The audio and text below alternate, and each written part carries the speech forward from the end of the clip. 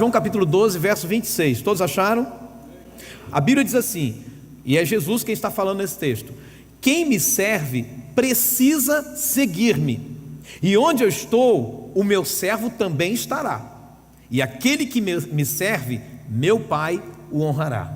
Nesse texto, o tema da mensagem é o verdadeiro servo de Jesus. Nesse texto, Jesus, ele fala especificamente sobre os verdadeiros servos dele. Ele coloca de uma maneira muito clara. Então a verdade que o Senhor nos traz aqui são verdades importantíssimas para a nossa vida. Eu destaco aqui 3 verdades que eu quero pensar com você nessa noite, tá bom? A primeira verdade que o texto nos apresenta é que o servo de Jesus precisa ser um seguidor de Jesus. E aqui é algo muito importante, irmãos, porque parece assim, um tanto quanto óbvio. Como eu disse no primeiro sermão dessa série, eu disse o seguinte: de alguma forma, em nosso íntimo, mesmo sem termos revelação, mesmo sem sabermos quem realmente é Deus, nós sabemos que nós fazemos parte de algo maior.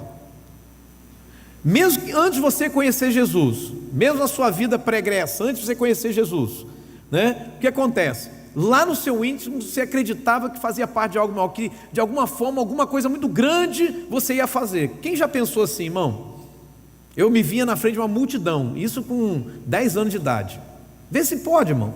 10 anos de idade eu me via na frente da multidão. Eu não sei porquê, mas eu tinha essa visão. Na verdade, naquela visão eu achava que ia ser assim, um cantor famoso, um artista famoso, e eu ia falar para um monte de gente assim, ficar me olhando, né? Era o que eu estava na minha cabeça com 10 anos de idade. Mas na verdade aquilo era só uma expressão do que estava no meu íntimo, que eu tinha uma convicção que eu fazia parte de algo maior do que eu. Então é algo maior do que nós, é algo maior do que a nossa vida, e essa sempre vai ser a nossa sensação. Sempre a gente vai ter essa sensação que a gente foi criado para algo maior. Por isso que a gente nunca se cansa de conquistar, de ir para frente, de avançar. Por isso que pessoas não dominam bem isso no seu coração. Elas mudam de cidade, elas acham que tem que ir para a cidade grande, tem que ganhar muito dinheiro, tem que trabalhar não sei aonde, porque é aquela sensação de fazer parte de algo maior. Bom, então essa certeza de que a gente faz parte de algo maior, na verdade, irmãos, é o propósito que Deus colocou no coração de cada um de nós. E esse propósito a gente só vai conhecer se a gente devidamente estiver seguindo Jesus. Olha só a primeira frase. Jesus disse assim, João 12, 26: quem me serve precisa seguir-me. Foi isso que a gente leu, né? Quem me serve precisa seguir-me. Então estou pegando só a primeira parte. Se a gente pegar esse versículo aqui, ou esse trecho do versículo, e inverter, a gente vai ter a seguinte frase: um seguidor de Jesus precisa ser alguém que o sirva. Então, se uma pessoa diz que é seguidora de Jesus, mas essa pessoa não se ocupa com nada no reino de Deus, na casa de Deus, eu suponho que esta pessoa precisa rever, ou precise rever, se ela realmente é uma seguidora de Jesus, porque é bem provável que não seja. Porque de alguma forma Jesus falou o seguinte: que quem me serve precisa seguir-me, precisa andar comigo. Então precisa ser alguém que sirva aos interesses de Jesus, que se ocupe com isso, que esteja envolvido com isso. Por mais que existam pessoas no reino de Deus servindo sem serem convertidas, e a gente tem gente que serve, mas não é convertido, é importante saber que o Senhor Jesus não considera o ato de servir pelo servir, ou seja, como se o ato de servir fosse um fim em si mesmo. Jesus está dizendo o seguinte: olha, você quer me servir? Precisa preencher os requisitos básicos. O requisito básico é ser um seguidor de Jesus. Caso contrário, a pessoa vai ser um servo limitado. Por que limitado? Imagina a frustração de alguém que serviu a Jesus nessa terra, mas não foi um seguidor dele, e morre e vai para o inferno. Quer coisa pior do que isso, irmão? Pastor, isso existe? Claro que existe. Eu conheço pessoas que dão montante de dinheiro para o reino de Deus, mas elas não seguem Jesus. O dinheiro delas faz diferença no reino. Elas vão ser abençoadas financeiramente, porque é o princípio da legalidade. Naquela área da vida delas vão ser cobertas de bênção. Por exemplo, isso me faz lembrar, irmãos, do irmão mais velho do filho pródigo. Quantos lembram dessa passagem de Lucas 15? Tinha o irmão mais novo, que é o filho pródigo, que sai de casa, faz aquela arruaça, faz aquela bagunça toda, gasta o dinheiro todo, gasta a herança e tal, e depois volta sem nada. Mas em casa ficou o irmão mais velho, o primogênito. Quando o pai recebe o irmão mais novo e presenteia o irmão mais novo com um novilho gordo, o irmão mais velho faz biquinho e reclama com o pai dele, dizendo o que para o pai? Eu estou te servindo a vida toda, eu estou trabalhando aqui na casa do senhor, o senhor nunca me deu um cabrito para eu festejar com os meus amigos, agora vem esse teu filho aí, que gastou todo o dinheiro com prostitutas, com meretrizes, e o senhor vai lá e mata o bezerro cevado para ele. O que o pai fala para o filho? Filho, tudo que eu tenho é seu. Em outras palavras, aquele pai está dizendo o seguinte: você é meu filho. Onde já se viu um filho dentro de casa pedir permissão para comer um cabrito e esperar que o pai dê um cabrito para ele? Você pode pegar o que você quiser, mas sabe o que acontece com você, meu filho? É que você está nessa casa trabalhando que nem um leão, mas nunca se enxergou como meu filho. Tem muita gente, irmão, vocês acham que para quem que Jesus contou aquela parábola? Para quem que Jesus contou aquela parábola? O texto diz para os fariseus. Os caras eram religiosos, desculpa falar aqui caras, tá? Só para você entender, eles eram religiosos, eles levavam, sabe, ao pé da letra as Sagradas Escrituras, eles cobravam demais da vida das pessoas a questão dos pecados, mas eles não eram filhos, eles achavam que tinham que fazer para merecer.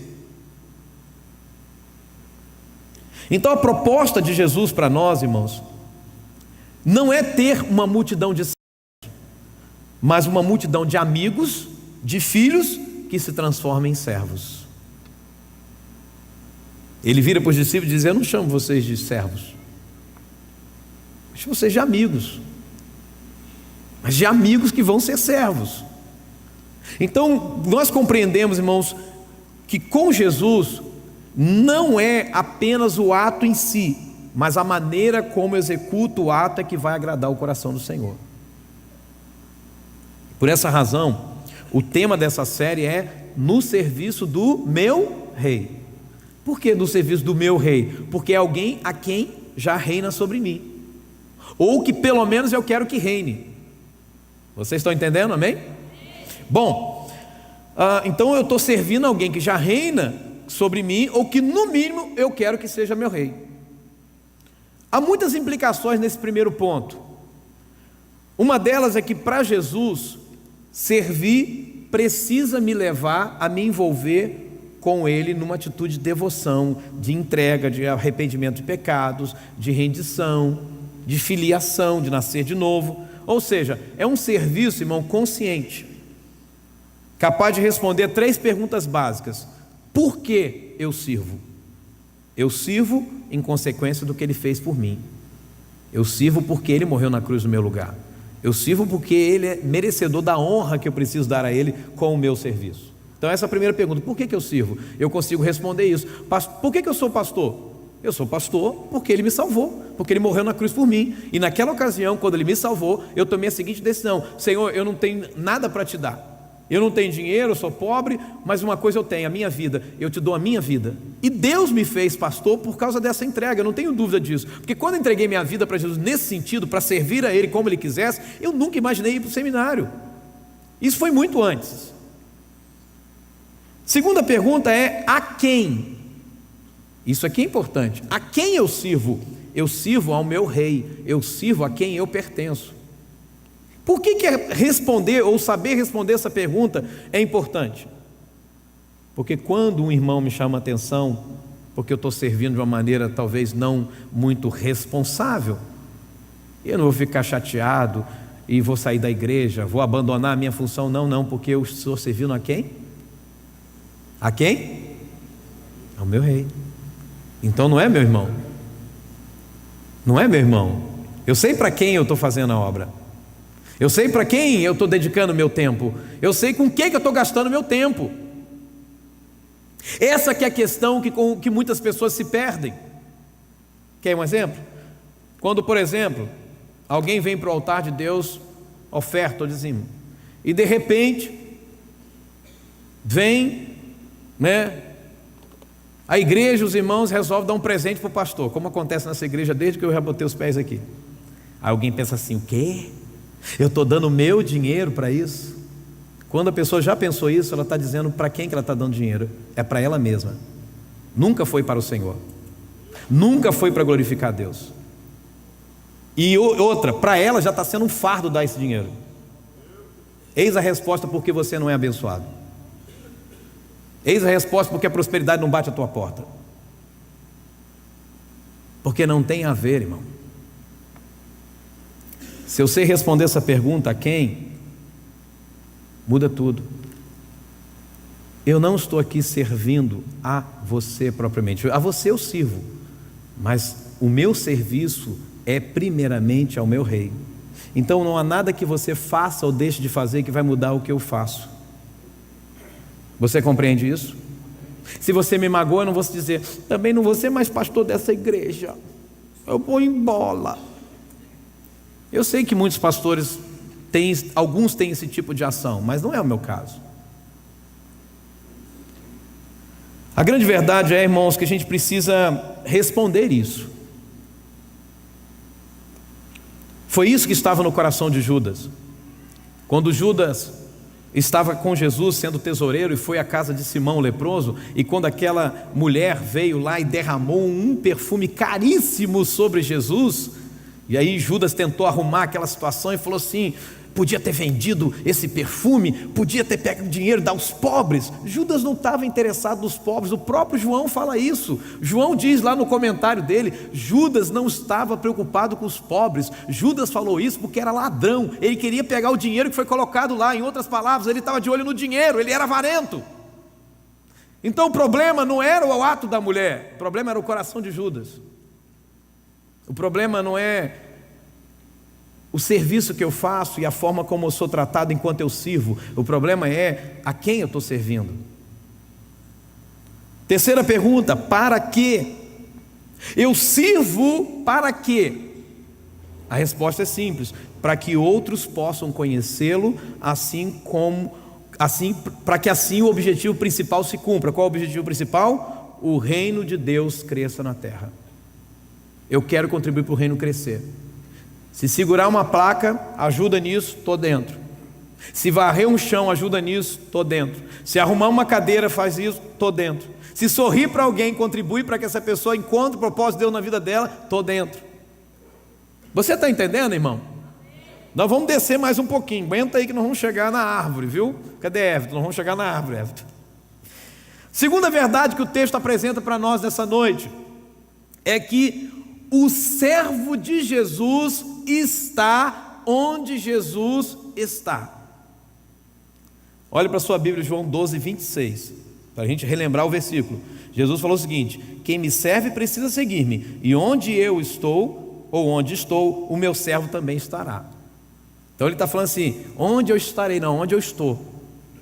Onde eu estou, na posição, no propósito que eu estou, o meu servo também precisa estar. Então Jesus está falando não de um lugar físico, onde eu estou, meu servo também estará. Não é um lugar físico. Jesus está falando de princípio, Jesus está falando de propósito. A pergunta é onde Jesus está. Vamos chegar lá.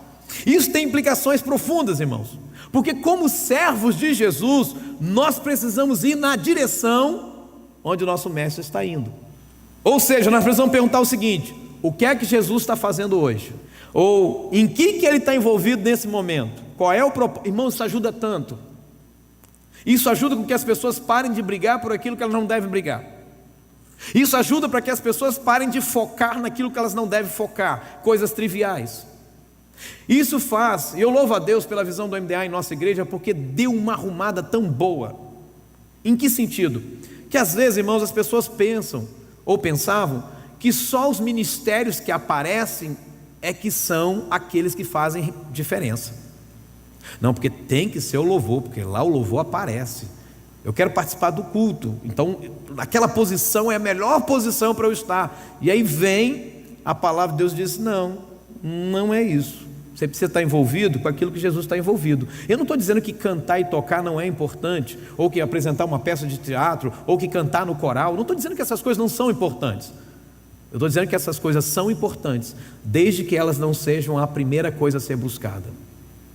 Porque quando eu faço isso, eu não estou buscando cantar porque eu tenho uma voz bela, mas eu espero em Deus que a minha voz alcance outras vidas, toque no coração de outras pessoas, leve essas pessoas a acharem o propósito de Deus na vida delas. E isso vai além do nosso gosto pessoal, porque aí, como servo, vou preferir fazer não o que eu gosto de fazer, mas aquilo que o meu Senhor está envolvido.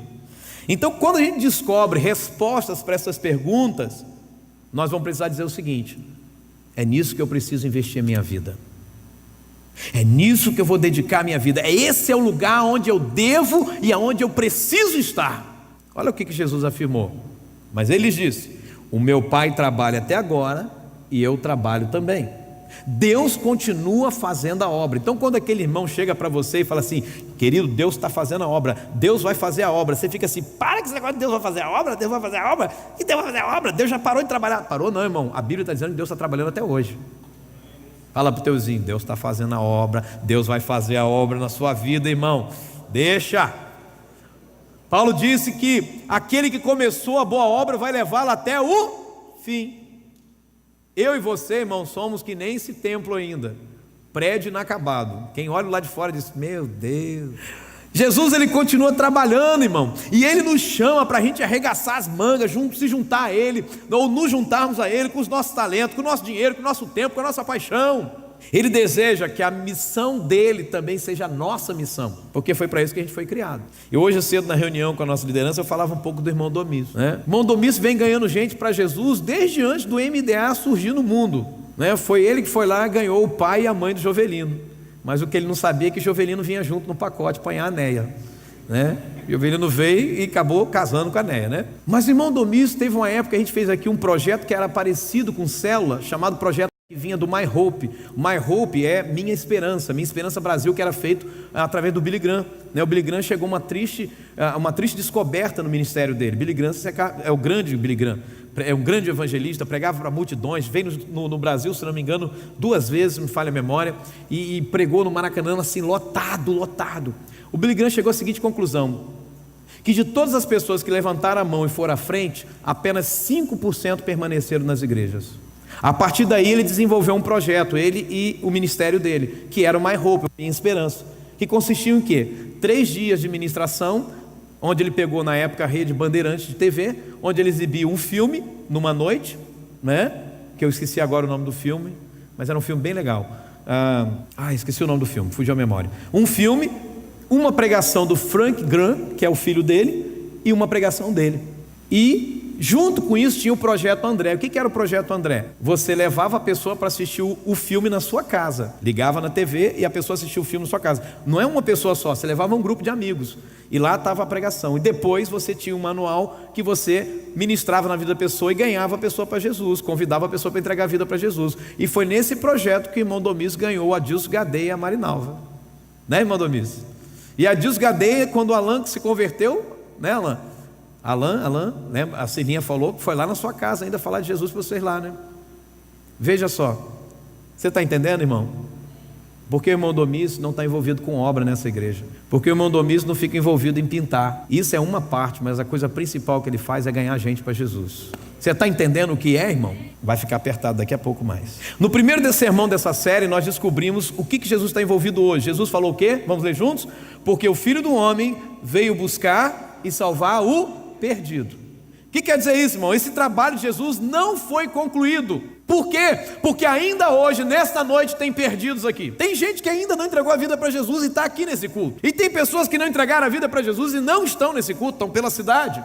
Entre outras palavras, irmãos, Jesus está trabalhando hoje, nesta noite, porque não há como ter folga, não há como descansar enquanto houver perdidos no mundo. Então Jesus veio buscar e salvar o perdido, então ele está continuando a fazer isso hoje. E aí, irmão, a gente já sabe o que Jesus está fazendo. Na nossa rua, na nossa família, em meio aos nossos amigos da escola, no lugar que nós trabalhamos, na nossa cidade, em toda parte, ainda existem perdidos. E a pergunta de Jesus ou a afirmação de Jesus é que onde eu estou, o meu servo também estará. O tema do sermão é o verdadeiro servo de Jesus. Eu pergunto para você nessa noite, não precisa nem olhar nem levantar a mão. Você está fazendo, ou você está onde Jesus está? Ou você é mais um consumidor que veio para a igreja para receber bênção? Todo mundo me entendeu, amém? Dentre as muitas orações que Jesus fez, uma se destaca e ainda hoje é recitada pela boca de milhares e milhares de pessoas no mundo. É a oração que nós conhecemos como oração do Pai Nosso. E é possível perceber que servir está em cada linha da oração que nós conhecemos como Pai Nosso. Prometo para você, tá, que vou pregar uma série de sermões só sobre a oração do Pai Nosso. Mas antes dessa série, eu devo pregar uma série chamada O Segredo da Felicidade. Ih, irmão, ó, poderosa, falando das bem-aventuranças, o segredo da felicidade. Quem quer descobrir o segredo da felicidade? Eu quero, irmão. Então, venha para a próxima série, essa próxima série. Então, essa oração aqui de Jesus, olha só o que ele diz. Mateus 6,10: venha o teu reino, faça-se a tua vontade, assim na terra como no céu. Vamos fazer a oração de Jesus? Consciência, vamos lá. Venha o teu reino, faça-se a tua vontade, assim na terra como no céu. Mais uma vez. Venha o teu reino, faça-se a tua vontade, assim na terra como no céu. Agora para pensar no que você acabou de orar. Você está dizendo o seguinte: que a vontade de Deus seja feita na terra da mesma forma que ela é feita no céu. Assim na terra como no céu. Como? Igual ao céu. A vontade de Deus. Ok. E antes você diz o quê? Venha o teu. Então vamos pensar juntos aqui, irmão. Essa oração implica em me envolver com aquilo que eu estou pedindo. Se eu quero que o reino venha, o que eu estou fazendo para que o reino venha? Que tipo de serviço eu presto ao rei que faz com que o reino se aproxime cada vez mais da terra? Segunda pergunta: o que eu faço hoje na casa de Deus tem aproximado o reino da terra ou tem edificado o meu reino particular? Então veja, o que está escrito nessa oração de Jesus implica ou expressa que a minha vontade, agora que eu sou filho dele, é que o reino venha. De tal maneira que eu me esforçarei, diga comigo, eu me esforçarei, e eu agirei de forma que este pedido, que esta oração seja respondida. Essa é uma oração de Jesus, que ela é respondida quando eu me envolvo com ela. Deus está trazendo clareza para o teu coração, irmão? Essa não é aquela pregação que eu fico sapateando, não, né? Rodando, levantando a voz. Mas é uma pregação para a gente pensar, para a gente deixar a palavra entrar e misturar, sabe, a essência de Deus em nós. Então, a pergunta é: o que você tem feito para que o reino de Deus venha? Irmão, eu não quero constranger ninguém aqui, obviamente. Seria idiotice da minha parte. Eu quero que você se envolva para que o reino venha. E que se você não está fazendo ainda o que tem que ser feito, que você faça. Que de alguma forma você precisa entender que é algo que você precisa fazer, que você pode fazer para que o reino venha. Venha sobre Boa Esperança, venha sobre toda a terra. Escute aqui: orar, venha o teu reino, e não servir é pura hipocrisia. Assim como chamar Jesus de Senhor e não fazer o que Ele manda. É a mesma coisa. Eu oro: venha o teu reino, venha o teu reino. E papai, quando falava quando queria falar de alguém que só queria usufruir dos outros, dizia assim: venha a nós, todo mundo quer. Fazer a vontade de Deus ninguém quer fazer. Só quer venha a nós, venha a nós, venha a nós. Era dele a seguinte frase filosófica: defunto quando acha, quem carrega, balança. Pensa aí para você entender o mistério, irmão. Papai era filósofo. Não é à toa que eu resolvi fazer filosofia. Jesus deseja que a missão dele seja a nossa missão. Isto é reino, irmão. Isto é reino. Isto é ser igreja. Isso vai contra tudo que a gente está vendo nesse tempo, onde as igrejas estão cheias de gente que quer só aproveitar, curtir. Onde está todo mundo atrás do movimento, do mover, e ninguém faz nada para o reino de Deus vir para a terra. Nós estamos vivendo um fenômeno no meio do povo evangélico, da tietagem. Quem é a bola da vez? Agora é o pastor fulano de tal, vamos atrás dele, seguidores no Instagram, faz isso, faz aquilo. Aí passa, vem outro, vamos para trás do outro agora, porque a bola da vez é o outro. É um fenômeno evangélico, gospel. Enquanto isso, ninguém está envolvido em servir no reino. As pessoas gastam fortuna para ir ouvir fulano de tal lá em Vitória, lá em Vila Velha, lá não sei aonde, e não valoriza o que tem dentro de casa. Isso é sério, irmão. O perfil já está dizendo, essa pessoa não quer se envolver. Você quer se envolver com aquilo que Jesus está fazendo? Amém ou não amém? Agora você vai dizer não amém como? Na frente dos irmãos. Então deixa eu te falar uma coisa: quer se envolver com aquilo que Jesus está fazendo? Busca os perdidos, irmão. Busca os perdidos, leva até Jesus para eles serem salvos. Salvos do inferno. Não faça disso, como eu disse outra vez, um programa da igreja, mas uma missão de vida. Não é um programa da igreja, MDA não é um programa da igreja, célula não é um programa da igreja, discipulado 1 a 1 não é programa da igreja, ganhar gente para Jesus não é programa da igreja, é missão de vida. E eu quero repetir aquilo que eu disse no primeiro sermão: não é porque nós temos células que nós precisamos levar pessoas para Jesus, mas é justamente o contrário. Isso só serve, irmão, para a gente levar a pessoa para Jesus. Então a gente tem célula, discipulado 1 a 1, encontro com Deus, tudo é ferramenta, não é fim em si mesmo. Então eu oro para que cada dia você se envolva nisso, se dedique a isso, se dê para isso. Jesus sabia, irmão, e aqui é forte, Jesus sabia, o Pai havia colocado todas as coisas debaixo do seu poder, e que viera de Deus e estava voltando para Deus. Assim levantou-se da mesa, tirou sua capa, colocou uma toalha em volta da cintura, depois derramou água numa bacia e começou a lavar os pés dos seus discípulos, enxugando-os com a toalha que estava em sua cintura. Isso para mim foi a maior revelação que Deus me mostrou quando eu li esse versículo. O que tem de revelação aí? Simples. O texto começa dizendo o seguinte: Jesus sabia quem ele era. Jesus sabia qual era a identidade dele. A identidade dele era de filho de Deus. E como ele sabia qual era a identidade dele, não tinha problema nenhum em servir. Quem sabe a sua verdadeira identidade não se envergonha em servir, não foge do serviço, porque quem sabe a sua verdadeira identidade passa a servir. Foi isso que Jesus fez. Ele sabia qual era a identidade. O texto diz isso. Ele sabia que o Pai o havia colocado todas as coisas debaixo do seu poder. Então está falando do Pai, está dizendo que ele é filho, e que ele viera de Deus e estava voltando para Deus. Se ele sabia tudo isso, ele sabia da identidade dele. Ao saber da identidade dele, ele não tinha nenhum problema em servir. O que eu vejo no reino de Deus é o contrário. Parece que tem gente que quanto mais sobe, menos quer servir, menos quer pôr a mão na massa, menos quer se dedicar. Não, porque o meu ministério é outro. Jesus sabia quem ele era, e ele passa a servir. Se você sabe quem você é, o próximo passo é servir. Se você sabe qual é a sua identidade de filho de Deus, você nunca vai ficar fora do serviço para Deus. Agora, se você não sabe qual é a sua identidade, irmão, você não vai servir mesmo. Ou se a sua identidade é falsa, não vai servir mesmo. Vamos ler essa frase juntos? Quem sabe quem é, quem sabe a sua identidade, sempre vai servir. Quando ele vê alguma coisa na casa de Deus, ele não diz assim: isso não é problema meu. Ele diz: a casa do meu Pai. Jesus, quando entrou no templo, viu aquele pessoal vendendo aquele negócio todo lá, atrapalhando os outros de adorar a Deus. Tem gente que pensa, né, que não, é que Jesus não pode ter cantina na igreja, não pode ter comércio na igreja. Uma vez eu ouvi isso aqui: não pode ter comércio na igreja, pastor, não pode ter cantina na igreja, porque Jesus pegou o pessoal vendendo as coisas lá no templo e chicote no povo. Essa é uma falta de inteligência tão grande, irmão, tão grande, porque basta ler o texto está dizendo o quê? Que os cambistas estavam no pátio dos gentios, eles estavam ocupando o pátio dos gentios. O que é o pátio dos gentios? Era simples, o templo era judeu, templo dos judeus. Quem é que podia entrar no templo? Só judeu.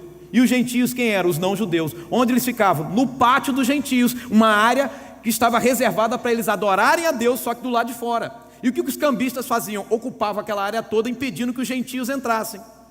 Jesus vem, irmão, olha aquele negócio, fala assim: isso aqui isso não é a casa da mãe Joana, não, isso aqui é a casa do Pai. Pá. Em seguida ele diz a famosa frase: minha casa será chamada casa de oração para todos os povos. O contexto é esse: para todo mundo que quer vir adorar, não vai ter impedimento. O que eles estavam fazendo era impedir. Então o problema não é ter uma cantina na igreja, não é vender nada na igreja. O problema é alguém que vem e atrapalha outro de entrar no reino. Terceira verdade que o texto nos apresenta: o servo de Jesus é honrado pelo Pai Celestial. Diga isso comigo: o servo de Jesus é honrado pelo Pai Celestial. Vamos voltar para a Bíblia, João 12, 26. O que diz o texto? Aquele que me serve, meu Pai o honrará. Diga isso comigo: aquele que me serve, o Pai o honrará. Mais uma vez: aquele que me serve, o Pai o honrará. Amém? Muito bem, irmãos, vamos pensar em algumas coisas aqui importantes nessa noite. Você está em João capítulo 12, avance um pouquinho para o capítulo 15 agora. Olha para o verso 8. Essa palavra no original honrar é timal, ou seja, é que nem Timeu, Bartimeu, homem, filho do homem honrado. Tá bom? Bartimeu não é o nome de uma pessoa, é um título. Bartimeu, Bar é filho, Timeu seria o nome do pai dele. Ou então um homem muito honrado da cidade. Aquele cego era filho de um homem muito honrado da cidade. Honrar é colocar em destaque. Pastor Alan até trouxe essa palavra hoje, sem saber o que eu pregaria. Deus é um Deus de recompensas, irmãos. Deus é um Deus que nunca vai despedir ninguém de mãos vazias. Tá bom? Você está em João 15:8, perdão? O que diz na sua Bíblia? Meu Pai é glorificado pelo fato de vocês darem muito fruto, e assim serão meus discípulos. Eu perguntei na reunião dos supervisores a seguinte pergunta, fiz a seguinte pergunta: qual é a razão do fruto? Árvore no reino de Deus não é para dar sombra, é para dar fruto. A Bíblia diz que nós somos carvalhos de Deus, plantados na casa de Deus, tá? A Bíblia fala disso, lá no Salmo. Mas árvore no reino de Deus não é para dar sombra, é para dar fruto. E o que é o fruto? O que é o fruto, irmão? O que é o fruto? Diga uma frase comigo: o fruto é a perpetuação da existência da árvore. Agora pensa no que você falou. Se a árvore não der fruto, acaba nela. Ok? Pergunta. E aí se torna uma árvore inútil, porque ela não produziu fruto. Morreu, acabou. O que Jesus pega e faz essa analogia? Jesus está dizendo o seguinte: olha só, se você não serve para ganhar pessoas para Jesus, para levar pessoas para Jesus, se você não serve para fazer o reino de Deus crescer, você é uma árvore inútil. Porque o Pai é glorificado quando você frutifica. Por que o Pai é glorificado? Foi assim que o Evangelho chegou até nós. Alguém foi ganho para Jesus, por outra pessoa. Essa pessoa frutificou a partir do momento que ela ganhou outra. Essa outra que ela ganhou, frutificou quando ela ganhou outra. Foi assim que o Evangelho chegou em Boa Esperança. Alguém ganhou uma pessoa que foi numa casa que pregou, e que foi na outra que pregou, e que foi na outra que pregou, e de repente apareceu um povo. Mas foi de repente? Não, alguém foi influenciando a vida de alguém. Alguém que já tinha sido ganho para Jesus influenciou você. E então esta pessoa frutificou. Então esta pessoa valeu a vida dela, valeu a existência dela, valeu a pena Jesus ter morrido por ela. E uma pessoa que não produz outra para Jesus e morre sem ganhar ninguém para Jesus, valeu a vida dela? O Pai é glorificado quando a gente dá fruto. Irmão, isso aqui é coisa séria. Chegar ao final do ano sem ganhar uma pessoa para Jesus não é uma cobrança do pastor Rodrigo, é uma missão de vida. É o que o próprio Jesus falou: nisto é glorificado meu Pai. Você quer glorificar a Deus? Então dá fruto. É só isso que Jesus falou. Você quer glorificar a Deus? Influencie outros para que esses outros também creiam em Jesus. Isso é muito sério, porque o Pai quer recompensar a gente. O Pai, quando é glorificado, irmãos, Ele também abençoa. Olha o que diz Hebreus capítulo 11, verso 6, está aí na tela: de fato, sem fé é impossível agradar a Deus, porquanto é necessário que aquele que se aproxima de Deus, primeiro, creia que Ele existe, e segundo, que Ele se torna galardoador dos que o buscam, ou seja, recompensador. Veja, a Bíblia está dizendo que uma pessoa que serve o Senhor, na verdade, já está demonstrando fé, porque sem fé é impossível se aproximar dele.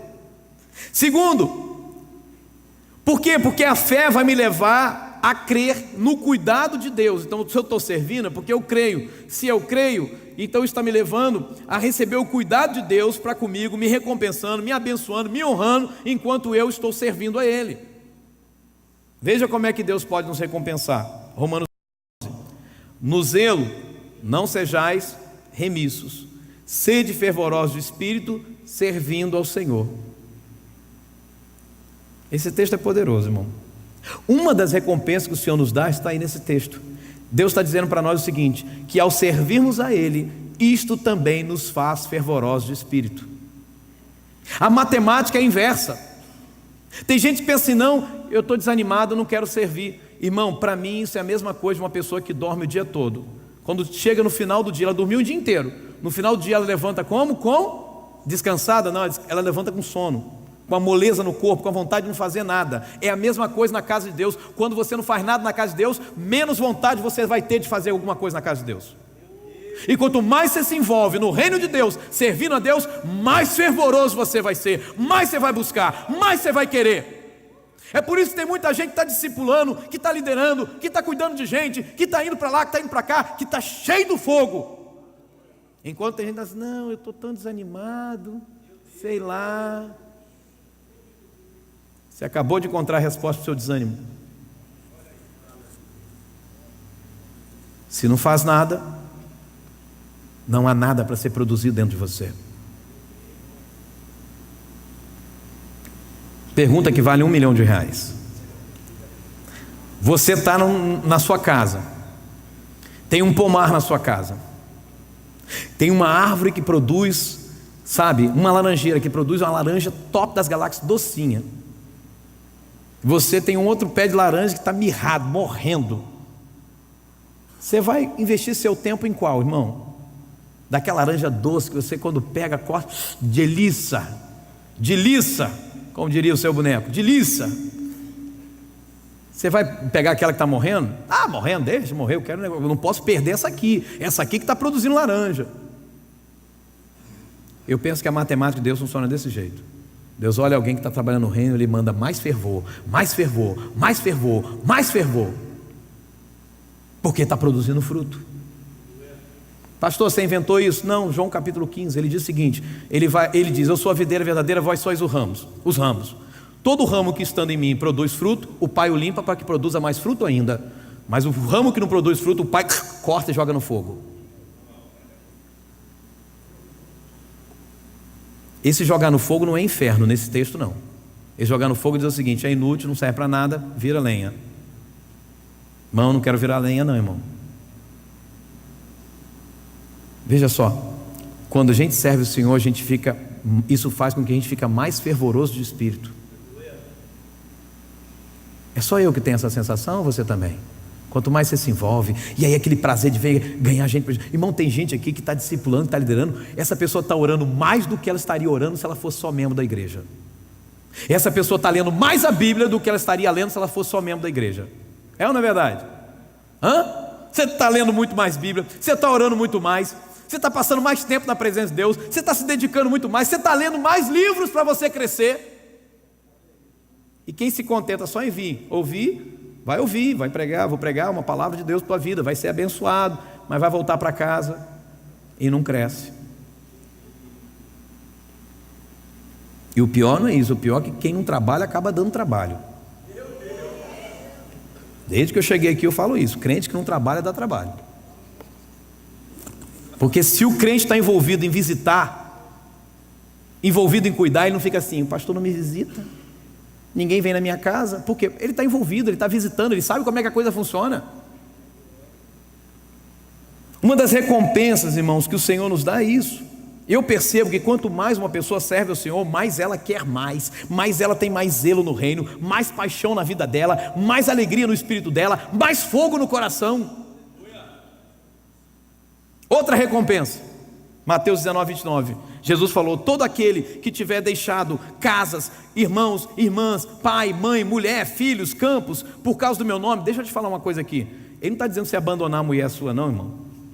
Isso é incoerente, volto a dizer, isso é um problema de interpretação, isso é problema de neurônio, entendeu? Imagina, Jesus fala contra o divórcio e aqui ele está falando, todo aquele que tiver deixado casa, irmão, irmã, pai, mãe, mulher, ele fala, é para deixar a mulher para servir a Deus, está na Bíblia aí, ó. Olha aqui que ele diz, ou filhos ou campo, por causa do meu nome, receberá muitas vezes mais e herdará a vida eterna. Olha aí, vou largar minha mulher para receber a vida eterna. Tem gente que lê a Bíblia desse jeito, irmão. Também com a educação que a gente tem no nosso país hoje vai chegar nesse resultado mesmo.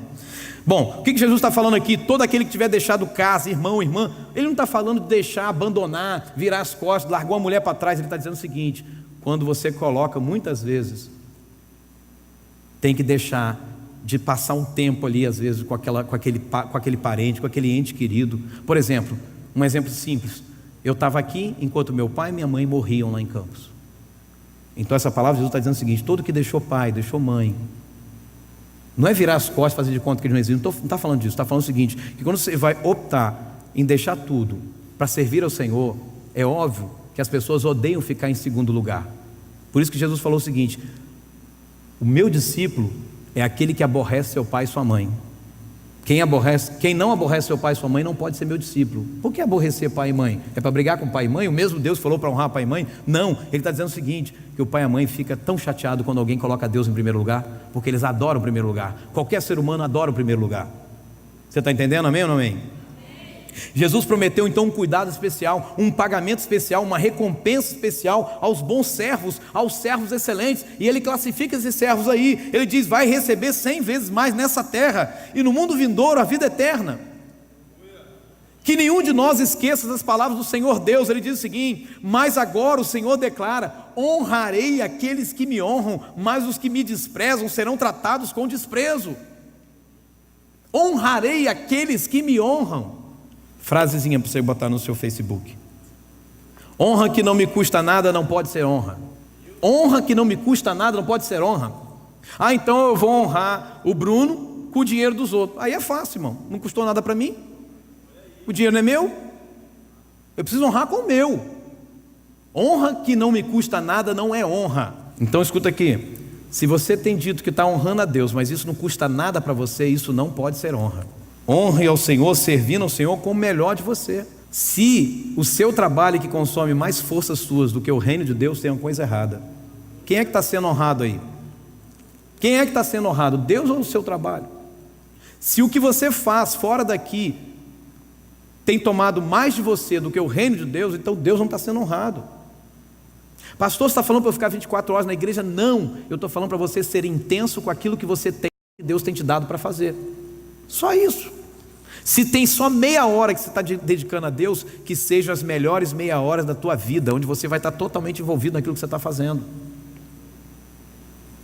Sem queixa, sem reclamação, sem olhar para o lado e falar assim, ninguém está me ajudando, eu também não vou fazer não.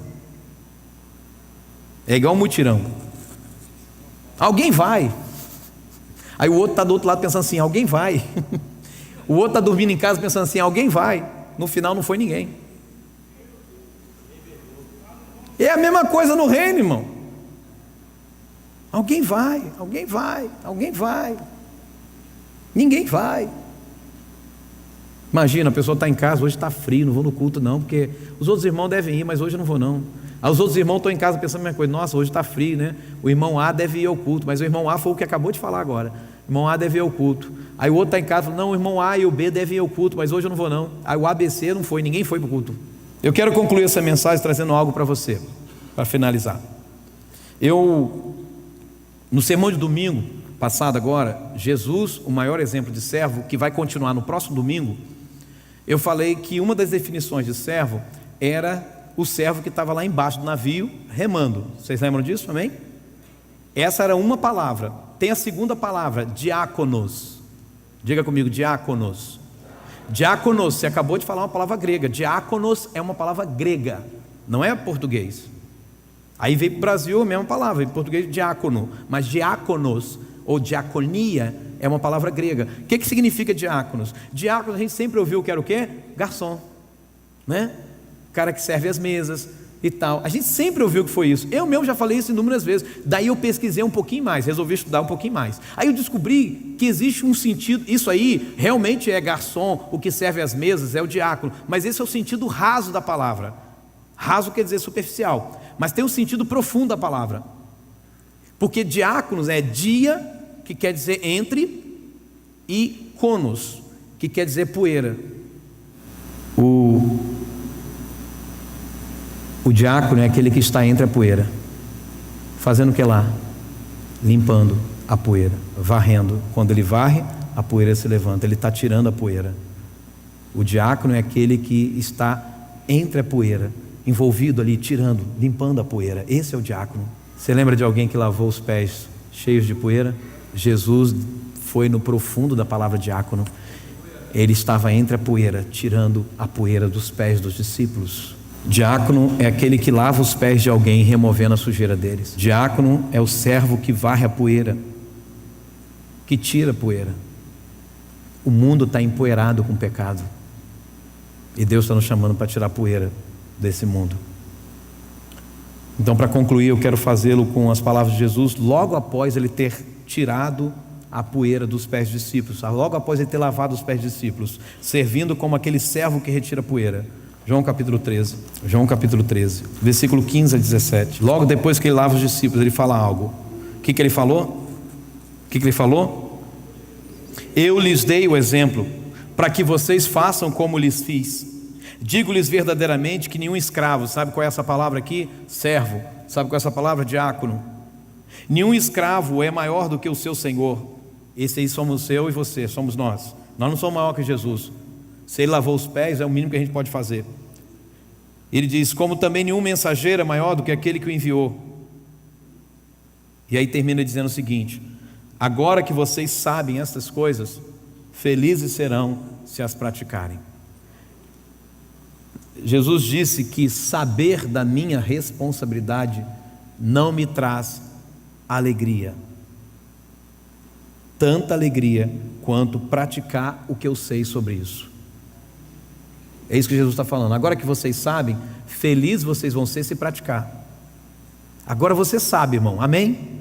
Você está sabendo, mas você só vai ser feliz de provar essa felicidade praticando. Para Jesus, a felicidade está condicionada não ao saber. E esse é o engano que nós muitas vezes cometemos enquanto igreja. Ouvimos, e a gente fica feliz. Nossa, hoje o pastor pregou um sermão, uau. Jesus não está nem aí para esse uau. Jesus está preocupado com o que a gente está fazendo, com aquilo que a gente está ouvindo. Tiago diz que a gente não pode ser somente ouvinte da palavra, mas praticante, tornar praticante. Então a felicidade está condicionada não ao saber, não é sobre ouvir essas mensagens, mas é sobre praticar essas mensagens. E isso não é tudo que as pessoas de todas as épocas, de todas as gerações querem. Ser felizes? Não é isso que elas querem? Serem felizes? Não é isso que todo mundo quer? Então Jesus falou o seguinte: Jesus disse que os que praticarem o serviço com a motivação certa, com o coração certo, serão felizes.